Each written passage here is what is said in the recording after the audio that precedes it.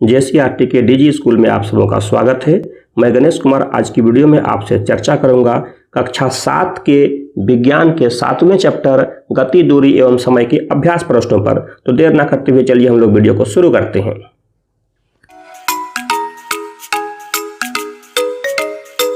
प्यारे बच्चों, कक्षा 7 के विज्ञान में 7वें चैप्टर में है गति, दूरी एवं समय।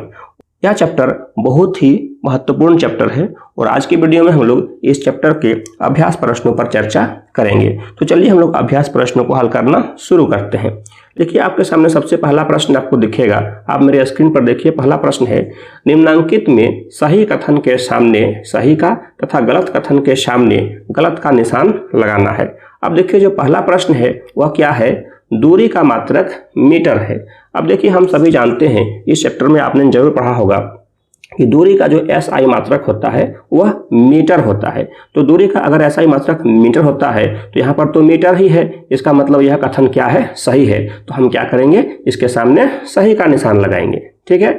अब चलिए दूसरा प्रश्न देखते हैं। हमारा दूसरा प्रश्न है प्रत्येक वस्तु नियत चाल से गति करती है। अब देखिए, यहाँ पर समझने वाली बात क्या है कि प्रत्येक वस्तु नियत चाल से गति नहीं करती है। जब वस्तु गति करती है तो उसकी चाल नियत भी हो सकती है और उसकी चाल बदल भी सकती है। तो यहाँ पर यह कथन सही नहीं है, तो इसके सामने हम लोग क्रॉस का निशान लगाएंगे। अब चलिए देखिए तीसरा प्रश्न। तीसरा प्रश्न है किसी दिए गए लोलक का आवर्तकाल नियत नहीं होता है। देखिए, लोलक का आवर्तकाल जो है उस लोलक के लंबाई पर निर्भर करता है। जब तक उस लोलक के लंबाई में परिवर्तन नहीं होगा तब तक उस लोलक का आवर्तकाल में भी परिवर्तन नहीं होगा। तो यहाँ पर जो कथन है कि किसी दिए गए लोलक का आवर्तकाल नियत नहीं होता है, यह गलत कथन है। लोलक का आवर्तकाल नियत होता है। तो इसका मतलब जब यह गलत कथन है तो हम इसके सामने क्रॉस का चिन्ह लगाएंगे। ठीक है। चौथा प्रश्न देखिए आपके सामने है दो शहरों के बीच की दूरी किलोमीटर में मापी जाती है। बिल्कुल सही बात है। जब हम दो शहरों के बीच की दूरी की बात करते हैं तो चूंकि ये दूरी काफी लंबी होती है तो हम किलोमीटर का ही इस्तेमाल करते हैं। तो ये कथन सही है, हम इसके सामने सही का टिक लगाएंगे। पांचवा प्रश्न है रेलगाड़ी की चाल मीटर प्रति घंटा में व्यक्त की जाती है। ये कथन गलत है, क्योंकि देखिए रेलगाड़ी की जो चाल होती है उसे किलोमीटर प्रति घंटा में व्यक्त करते हैं। तो ये जो गलत कथन है इसके सामने हम लोग क्रॉस का निशान लगाएंगे। ठीक है। अब चलिए हम लोग दूसरे प्रश्न पर बात करते हैं। हमारा दूसरा प्रश्न कौन सा है? हमारा दूसरा प्रश्न है मिलान कीजिए। अब देखिए, मिलान किसको किससे करना है? खंड अ को खंड ब से। अब देखिए स्क्रीन पर देख सकते हैं, खंड अ में 3 चीज लिखा हुआ है। पहला दूरी का मूल मात्रक, दूसरा चाल का मूल मात्रक और तीसरा समय का मूल मात्रक। और खंड ब में जो है उसका मात्रक है लेकिन वह सही क्रम में नहीं है। हमें क्या करना है? इसके सही क्रम को ध्यान में रखना है और उसको मिलान करना है। अब देखिए, पहला है दूरी का मूल मात्रक। तो दूरी का मूल मात्रक क्या होता है? दूरी का मूल मात्रक होता है मीटर। कैसे मिलाएंगे उसको? यहाँ देखिए, पहला है सेकंड, फिर दूसरा है मीटर और तीसरा है मीटर पर सेकंड। मतलब दूरी के मूल मात्रक को हम इस मीटर से क्या करेंगे? मिलाएंगे। अब देखिए, ये हो गया मिलान। अब देखिए दूसरा जो प्रश्न है चाल का मूल मात्रक। तो चाल का तो मूल मात्रक होता है मीटर प्रति सेकंड। अब देखिए मीटर प्रति सेकंड तो यहाँ पर खंड ब में सबसे अंतिम में है, लास्ट में है, तो उसे भी हम लोग इस तरह से मिलाएंगे। अब देखिए तीसरा प्रश्न है समय का मूल मात्रक। तो समय का मूल मात्रक सेकंड होता है। अब सेकंड देखिए सबसे ऊपर में है, सेकंड का संकेत होता है एस। अब हम इसको क्या करेंगे? मिलाएंगे। तो इस तरह से क्या हुआ? खंड अ को खंड ब से हम लोगों ने मिला दिया। अब इसको हम लोग साफ साफ लिखते हैं। तो साफ साफ किस तरह लिखेंगे? इस तरह से। उत्तर हो गया कि दूरी का मूल मात्रक मीटर, चाल का मूल मात्रक मीटर प्रति सेकंड और समय का मूल मात्रक सेकंड हो गया। अब चलिए हम लोग बात करते हैं तीसरे प्रश्न पर। हमारा तीसरा प्रश्न कौन सा है? हमारा तीसरा प्रश्न है साक्षी अपने घर से साइकिल पर विद्यालय पहुंचने में 30 मिनट समय लेती है। यदि साइकिल की चाल 2 मीटर प्रति सेकंड है तो घर से विद्यालय की दूरी ज्ञात कीजिए। ये बहुत ही अच्छा प्रश्न है। अब देखिए, जब हम किसी प्रश्न को पढ़ते हैं तो प्रश्न को पढ़ने के साथ साथ हमें 3 चीज मालूम होना चाहिए। सबसे पहला कि उस प्रश्न में क्या दिया हुआ है, और दूसरी बात कि उस प्रश्न में हमको क्या निकालना है, और तीसरी चीज जो दिया हुआ है और जो निकालना है उन दोनों के बीच क्या संबंध है, क्या रिलेशन है, या सिंपल कहिए तो उन दोनों के बीच कौन सा फॉर्मूला हमें अप्लाई करना है, कौन सा सूत्र हमें लगाना है। तो जब हम इस प्रश्न को पढ़ते हैं साक्षी अपने घर से साइकिल पर विद्यालय पहुंचने में 30 मिनट समय लेती है, तो देखिए यहाँ पर 30 मिनट समय, यानी हमको समय मिल गया, समय कितना है 30 मिनट। आगे पढ़ते हैं, यदि साइकिल की चाल 2 मीटर प्रति सेकंड हो, मतलब साइकिल की हमें चाल भी मिल गई 2 मीटर प्रति सेकंड, तो घर से विद्यालय की दूरी ज्ञात करें। मतलब हमें क्या करना है, दूरी हमें ज्ञात करना है, घर से विद्यालय के बीच की कितनी दूरी है। तो इस प्रश्न में हमें कुछ कुछ चीज दिया हुआ है, क्या क्या दिया हुआ है और क्या निकालना जरा देखते हैं हम लोग। देखिए इस प्रश्न में दिया है कि साक्षी द्वारा लिया गया समय वो है 30 मिनट। उसके बाद साइकिल की चाल 2 मीटर प्रति सेकंड और घर से विद्यालय की दूरी हमें ज्ञात करना है। अब एक चीज देखिए, यहाँ पर चाल जो है वह मीटर प्रति सेकंड है, लेकिन समय जो है वह मिनट में दिया हुआ है, तो हमें इस मिनट को सेकंड में बदलना होगा। तो मिनट को सेकंड में बदलेंगे कैसे, हम सभी जानते हैं कि 1 मिनट में 60 सेकंड होता है। तो जब 30 मिनट को सेकंड में बदलना हो तो 30 को 60 से गुना कर देते हैं तो हम सेकंड में बदल देंगे। तो चलिए देखते हैं, तो 30 को जब हम 60 से गुना करते हैं तब वो हो जाएगा सेकंड में, और गुना करने पर होगा कितना, तो 30 गुना 60 यानी कि 1800 सेकंड। तो इसका मतलब ये हुआ कि यहाँ पर हम क्या मिला, समय हमको मिल गया 1800 सेकंड, साइकिल की चाल मिल गई 2 मीटर प्रति सेकंड और हमें विद्यालय की दूरी ज्ञात करनी है। तो हम सभी जानते हैं एक फॉर्मूला कि दूरी बराबर होता है चाल गुना समय, दूरी बराबर होता है चाल गुना समय। अब चाल मेरे पास है 2 मीटर प्रति सेकंड, समय मेरे पास है 1800 सेकंड। अगर इन दोनों राशियों को हम गुणा करते हैं तो हमें दूरी मिल जाएगी। चलिए गुणा करके देखते हैं। अब देखिए चाल 2 मीटर प्रति सेकंड, समय 1800 सेकंड, जब इन दोनों राशियों को गुणा करते हैं तो 3600 मीटर होता है। मीटर क्यों, क्योंकि दूरी का मानक मात्रक मीटर है, और अगर इस मीटर को किलोमीटर में बदलेंगे तो मीटर को 1000 से भाग देते हैं तब वह किलोमीटर में बदलता है। तो इस तरह से किलोमीटर में बदलेंगे तो कितना हो जाएगा, 3.6 किलोमीटर। चलिए थोड़ा देखते हैं ये कैसे हुआ। तो देखिए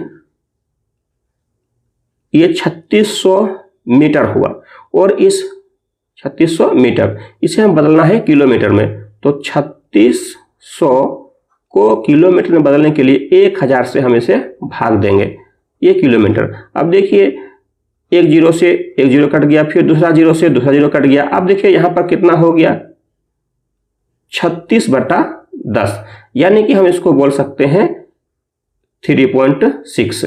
अब ये राशि है किसमें, किलोमीटर में, ये किलोमीटर में। तो इस तरह से हम लोग मीटर को किलोमीटर में आसानी से चेंज कर सकते हैं। तो ये हो गया तीसरा प्रश्न। चलिए हम लोग अब बात करते हैं चौथे प्रश्न पर। हमारा चौथा प्रश्न है, 2 रेलवे स्टेशनों के बीच की दूरी 250 किलोमीटर है।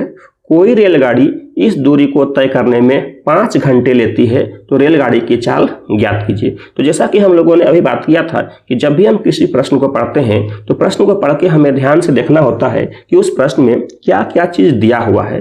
तो अगर हम इसको ध्यान से देखेंगे तो 2 स्टेशनों के बीच की दूरी, यानी हमें दूरी इस प्रश्न में दिया हुआ है, और कोई रेलगाड़ी इस दूरी को तय करने में 5 घंटे लेती है। इसका मतलब ये 5 घंटे क्या है, समय है, और रेलगाड़ी की चाल ज्ञात करना है। तो हमें निकालना क्या है, रेलगाड़ी की चाल। इसका मतलब दूरी दिया हुआ है, समय दिया हुआ है और चाल हमें निकालना है। तो चलिए हम लोग देखते हैं कैसे निकालेंगे। तो सबसे पहले इसमें देखेंगे क्या दिया है, क्या निकालना है। तो 2 स्टेशनों के बीच की दूरी को हम लोग डी से दिखाते हैं, स्मॉल डी से, 250 किलोमीटर ये मेरे पास है, और रेलगाड़ी द्वारा लिया गया समय को दिखाते हैं टी से, ये 5 घंटा है। अब ध्यान दीजिए इसमें ये किलोमीटर में है, ये घंटा में है, तो हमें किसी राशि को चेंज करने की कोई आवश्यकता नहीं है। अब रेलगाड़ी की चाल हमें ज्ञात करनी है। तो हम जानते हैं एक फॉर्मूला कि चाल बराबर होता है दूरी बटा समय। चाल बराबर क्या होता है, दूरी बटा समय। अब यहां पर देखिए दूरी कितना है, दूरी है यहां पर 250 किलोमीटर, समय कितना है, समय हमारा है 5 घंटा। अगर इन दोनों राशियों को हम आपस में भाग देते हैं, इस फॉर्मूला में अप्लाई करते हैं, तो हमें उस रेलगाड़ी की चाल निकल जाएगी। ठीक है, तो देखते हैं हम लोग। अब देखिए दूरी की जगह पर कितना लिखें, जहां पर दूरी था वहां पर लिखेंगे हम लोग 250 किलोमीटर, समय की जगह पर हम लोग लिखें 5 घंटा। अब इसको जब सॉल्व करेंगे तो इस 5 से इस 250 को हम काट देंगे तो कितना हो जाएगा, 50, और यहाँ हो जाएगा किलोमीटर। तो इसका हो जाएगा उत्तर 50 किलोमीटर। इसका मतलब हुआ कि रेलगाड़ी की चाल हो गई 50 किलोमीटर प्रति घंटा। रेलगाड़ी की चाल कितनी हो गई, 50 किलोमीटर प्रति घंटा, और यही इसका उत्तर हुआ। अब चलिए हम लोग बात करते हैं अगले प्रश्न की ओर। हमारा अगला प्रश्न 5वां प्रश्न क्या है।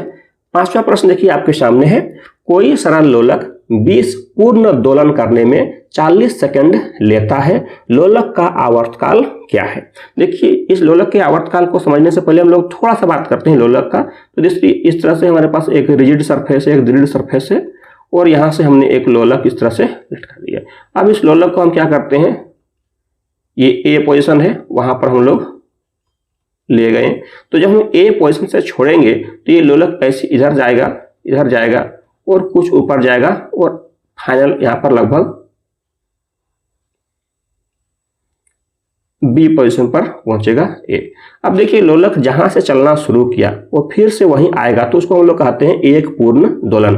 मतलब अगर लोलक ए से चलना शुरू किया है तो ए से ओ, ओ से बी, बी से फिर ओ और ओ से ए हो जाएगा कंप्लीट, यानी कि एक पूर्ण दोलन। और एक पूर्ण दोलन करने में लोलक जितना समय लेता है उसे हम लोग कहते हैं आवर्तकाल, उसको दिखाते हैं कैपिटल टी से। तो यहां पर इस प्रश्न में क्या है कि कोई सरल लोलक 20 पूर्ण दोलन करने में 40 सेकंड लेता है, तो लोलक का आवर्तकाल क्या है? तो यहां पर हमारे पास इस प्रश्न में क्या क्या दिया हुआ है, पूर्ण दोलनों की संख्या दी हुई है। पूर्ण दोलनों की संख्या मतलब 20 पूर्ण दोलन है, और उस दोलन को करने में समय कितना लगता है, टाइम लगता है 40 सेकंड। तो देखिए आप स्क्रीन पर, तो पूर्ण किए गए दोलनों की संख्या 20, लिया गया समय 40 सेकेंड, और लोलक का आवर्तकाल कितना है वो हमें ज्ञात करना है। अब आवर्तकाल का एक फॉर्मूला होता है। आवर्तकाल का फॉर्मूला क्या होता है, लिया गया समय बटा पूर्ण किए गए दोलनों की संख्या। तो इस प्रश्न में लिया गया समय कितना है, 40 सेकेंड है, और दोलनों की संख्या कितनी है, 20 है। अगर इन दोनों के वैल्यू को हम यहाँ रखते हैं तो हमें इस तरह से मिलेगा, लिया गया समय 40 सेकेंड, पूर्ण दोलनों की संख्या 20 सेकेंड। अगर हम इस 20 से इस 40 को काटेंगे तो 2 बार में वो कट जाएगा, तो ये कितना हो जाएगा, इसका आंसर 2 सेकेंड। इसका मतलब लोलक का आवर्तकाल हो गया 2 सेकेंड। ठीक है, उम्मीद है कि आप वीडियो को अच्छी तरह समझ रहे होंगे। फिर भी अगर आपको कहीं पर कोई कठिनाई होती है तो आप कमेंट में जरूर लिखें, मैं जितनी जल्दी हो सके उतनी जल्दी आपके कमेंट का उत्तर देने का प्रयास करूंगा। तो चलिए हम लोग बात करते हैं अगले छठे प्रश्न की ओर। हमारा छठा प्रश्न है, निम्नलिखित गतियों का वर्गीकरण सरल रेखा के अनुदिश, वर्तुल तथा दोलन गति में कीजिए। अब देखिए यहाँ पर 3 तरह के गति हैं। सरल रेखा के अनुदिश मतलब सरल रेखीय गति, वर्तुल गति और दोलन गति। सरल रेखीय गति का मतलब हुआ सीधी रेखा में गति, वर्तुल गति का मतलब हुआ एक वृत्ताकार पथ में गति, और दोलन गति का मतलब हुआ एक निश्चित बिंदु के आगे पीछे होने वाली गति। ठीक है, तो अब आपके सामने कुछ प्रश्न आएंगे और उस प्रश्न को हमको देखना है, और देखने के बाद उसको बताना है, उसको वर्गीकृत करना है कि वो निम्नलिखित तीनों में से कौन सी गति के अंतर्गत आएगी। ठीक है, तो चलिए देखते हैं पहला प्रश्न। पहला प्रश्न है, सीधी सड़क पर गाड़ी को खींचते घोड़े की गति। अब देखिए, सीधी सड़क पर गाड़ी को खींचते घोड़े की गति कैसी होगी, क्योंकि सड़क सीधी है तो इसका मतलब घोड़े की गति भी सीधी होगी। तो इसका उत्तर हो जाएगा सरल रेखा के अनुदिश। दूसरा प्रश्न है, दौड़ते समय आपके हाथों की गति। तो जब हम दौड़ते हैं तो हमारे हाथों की जो गति होती है वो आगे पीछे होती है। इसका मतलब यह जो गति है यह दोलन गति का एग्जाम्पल है, तो इसका हो जाएगा दोलन गति। तीसरा प्रश्न देखिए, तीसरा प्रश्न है, विद्युत घंटी के हथौड़े की गति। अगर आपने विद्युत घंटी देखा होगा तो उसका जो हथौड़ा होता है वह बार बार किसी पार्टिकुलर जगह पर चोट करता है। तो यह जो गति है यह भी दोलनी गति है, क्योंकि यह लगातार होने वाली गति है और एक निश्चित बिंदु के आगे पीछे होती है। चौथा देखिए, मेरी गो राउंड में झूले की गति। मेरी गो राउंड क्या होता है, इसमें बच्चे लोग गोल गोल राउंड में मतलब झूलते हैं। आप मेरे स्क्रीन पर मेरी गो राउंड का एक छोटा सा क्लिप भी देख सकते हैं। तो इस तरह से मेरी गो राउंड जो है वह वर्तुल गति का एग्जाम्पल है, तो हम इसमें क्या लिखेंगे, वर्तुल गति। 5वां है, सीधे पुल पर बच्चों की गति। तो अगर पुल सीधा है तो बच्चों की गति भी कैसी होगी, सरल रेखा के अनुदिश होगी, सीधे जाएंगे सारे बच्चे, तो इसका मतलब इसमें लिखेंगे सरल रेखा के अनुदिश। अब चलिए हम लोग छठा प्रश्न देखते हैं, सीसो झूले में गाड़ी की गति। देखिए सीसो झूला कैसा होता है, अप एंड डाउन होता है। उसका भी छोटा सा क्लिप आप मेरे स्क्रीन पर देख सकते हैं। तो सीसो जो झूला होगा वह दोलनी गति का ही एक एग्जाम्पल है या दोलन गति का ही उदाहरण है, तो इसका उत्तर हो जाएगा दोलन गति। अब चलिए अंतिम 7वां बात करते हैं। 7वां है सरल लोलक की गति। तो सरल लोलक की गति तो आप सभी जानते हैं यह दोलनी गति का एग्जाम्पल है, तो इसको हम लोग दोलनी गति भी कहेंगे या दोलन गति कहेंगे। तो इस तरह से हम लोगों ने छठे प्रश्न में दिए गए सभी विकल्पों को हम लोग अलग अलग गति के अनुदिश वर्गीकृत किया। अब सभी को एक साथ एक टेबल में वर्गीकृत करके हम लोग देखते हैं। आप देखिए मेरी स्क्रीन पर देख सकते हैं, सरल रेखा के अनुदिश जो गति है उसमें दो गति था, पहला और पांचवा। पहला था सीधी सड़क पर गाड़ी को खींचते घोड़े की गति और पांचवा था सीधे पुल पर बच्चे की गति। वर्तुल गति में एक एग्जाम्पल था, चौथा नंबर मेरी गो राउंड झूले में बच्चे की गति, और दोलन गति जो था उसमें था दूसरा दौड़ते समय आपके हाथों की गति, तीसरा विद्युत घंटी के हथौड़े की गति, छठा सीसॉ झूले में गाड़ी की गति और सातवां सरलोलक की गति। ये था छठा प्रश्न। अब चलिए हम लोग बात करते हैं सातवें प्रश्न की ओर। हमारा सातवां प्रश्न है, निम्नलिखित में कौन सा संबंध सही है। अब देखिए आपके सामने चार संबंध है, पहला, दूसरा, तीसरा और चौथा। इन चारों संबंधों को आप ध्यान से देखिए और बताइए कि इनमें से कौन सा संबंध सही है। पहला जो संबंध है वह है दूरी बराबर चाल बटा समय। तो दूरी बराबर चाल बटा समय सही नहीं है। आप सभी जानते हैं कि दूरी इक्वल टू होता है चाल गुना समय, तो यह संबंध सही नहीं है।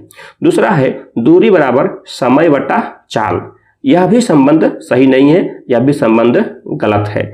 तीसरा है दूरी बराबर चाल गुना समय, यह संबंध सही है क्योंकि दूरी बराबर चाल गुना समय होता है। और दूरी बराबर 1 बटा चाल गुना समय, यह संबंध भी गलत है। तो इन चारों संबंध में कौन सा संबंध सही है? तीसरा। आप देखिए मेरे सामने जो ग्रीन कलर से हाईलाइटेड है वह तीसरा संबंध है और वह सही है।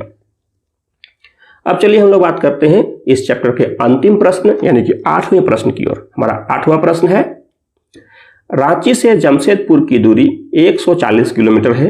एक वाहन 35 किलोमीटर प्रति घंटा की चाल से चलती है, उसे रांची से जमशेदपुर जाने में कितना समय लगेगा? तो देखिए अभी जब हम लोगों ने बात किया था कि जब भी हम लोग किसी प्रश्न को पढ़ते हैं तो गौर से देखने पर हमें पता चलता है कि उस प्रश्न में क्या दिया है और क्या निकालना है। तो देखिए इसमें अगर हम लोग ध्यान से पढ़ते हैं तो रांची से जमशेदपुर की दूरी 140 किलोमीटर, मतलब दूरी हमारे इस प्रश्न में दिया हुआ है। और एक वाहन है, कोई भी वाहन हो सकता है, उसका जो चाल है वह 35 किलोमीटर प्रति घंटा है। और हमें निकालना क्या है? रांची से जमशेदपुर जाने में कितना समय लगेगा, मतलब हमें टाइम निकालना है, समय निकालना है। तो देखिए इस प्रश्न में क्या क्या दिया हुआ है। इस प्रश्न में दिया है रांची से जमशेदपुर की दूरी कितनी है, 140 किलोमीटर है। वाहन की चाल कितनी है, 35 किलोमीटर प्रति घंटा है। और रांची से जमशेदपुर जाने में समय कितना लगता है, वो समय हमें निकालना है। तो समय का फॉर्मूला क्या होता है, सूत्र क्या होता है, हम सभी जानते हैं कि समय बराबर होता है दूरी बटा चाल।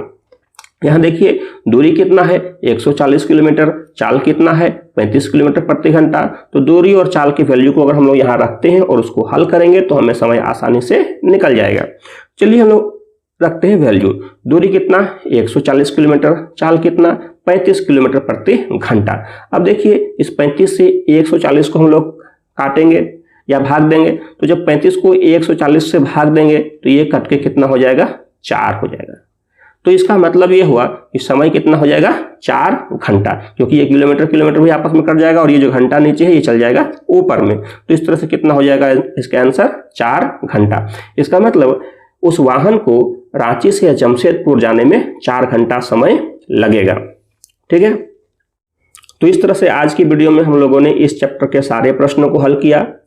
उम्मीद है आपके सारे प्रश्न समझ में आए होंगे। अगर आपको कहीं पर कोई कठिनाई होती है तो कमेंट जरूर करें। फिर मिलते हैं अगले वीडियो में एक नए टॉपिक के साथ। तब तक के लिए जय हिंद।